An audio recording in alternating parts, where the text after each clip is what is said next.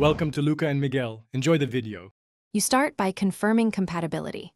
Know your iPad model and iPad OS version, and check if the joystick is MFI certified or supports Bluetooth.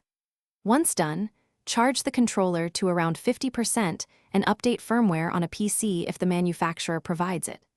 Make sure you have the correct cable or a Lightning/USB-C adapter and a powered USB hub if the joystick needs external power. This saves time and prevents connection drops when you attempt pairing or wired linking next. You now connect.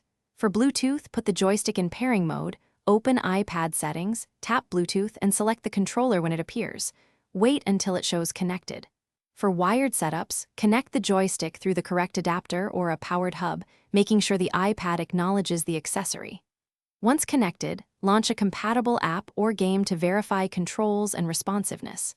If the app supports remapping, assign buttons now so layouts match your habits. This avoids confusion during play. You finish by calibrating controls and saving any button profiles the game or app offers. This ensures consistent behavior. If the joystick is unresponsive, toggle Bluetooth off and on, forget the device and repair it, reboot the iPad, or try a different cable and adapter. These quick steps fix most issues. Make sure firmware stays up to date on both devices and consult the controller manual for model-specific resets or pairing quirks. If problems persist, test the joystick on another device to isolate the fault. Thanks for watching and please subscribe. It's the best investment you'll ever make.